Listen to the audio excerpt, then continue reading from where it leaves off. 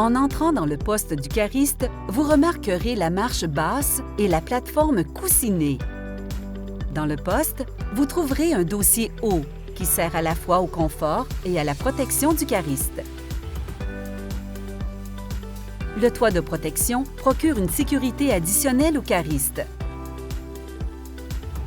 Lorsque vous démarrez le chariot, il effectue un autotest. En appuyant sur la flèche, vous afficherez l'écran des compteurs.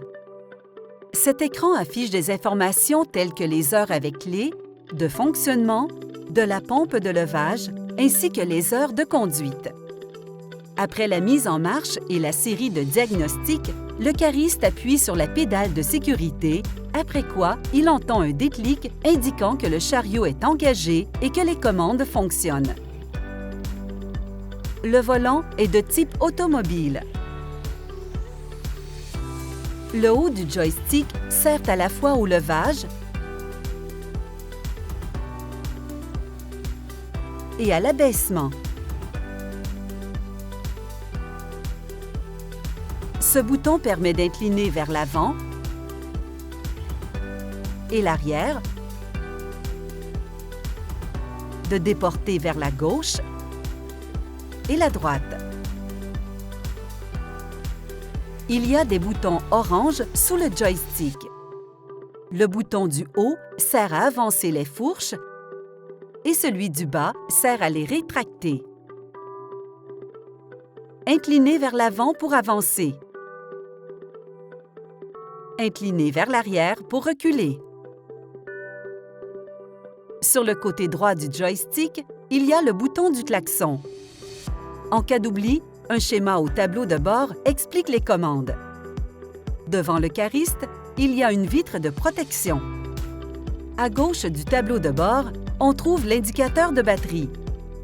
Lorsque le niveau de charge atteint l'orange clignotant, il est temps de recharger. Ce modèle de chariot élévateur est équipé d'un système de remplissage d'eau. Raccordez le boyau principal au tube de remplissage des éléments. Quand les éléments sont pleins, la contre-pression arrête l'eau et vous pouvez déconnecter le boyau. À l'avant du chariot longue portée, il y a un bouton de déconnexion d'urgence. En cas d'incendie, appuyez sur ce bouton pour couper l'alimentation du chariot. Le manuel du cariste doit toujours rester dans le chariot.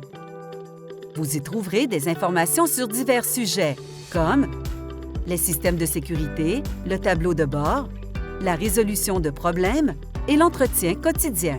Sur chaque chariot élévateur Toyota, une plaque signalétique donne des informations telles que numéro de modèle, numéro de série unique, accessoires utilisés, hauteur de levage maximale du mât, poids du chariot élévateur, poids minimal et maximal permis de la batterie et maximum d'ampères-heure permis. Vérification quotidienne. Assurez-vous que votre vitre n'est pas fissurée et que vous pouvez bien voir à travers. Vérifiez si le caoutchouc des pédales n'est pas trop usé. Vérifiez si les câbles sont en bon état et ne sont pas coupés ou effilochés, ce qui pourrait causer des étincelles. Inspectez tous les conduits visibles pour vous assurer qu'il n'y a pas de fuite. Inspectez les fourches pour vous assurer qu'elles ne sont pas usées ou fissurées. Inspectez visuellement le chariot élévateur à la recherche de bosses ou d'autres signes d'impact. Vérifiez si le klaxon fonctionne bien et si l'écran ADEL affiche correctement. Assurez-vous que la plaque signalétique est lisible.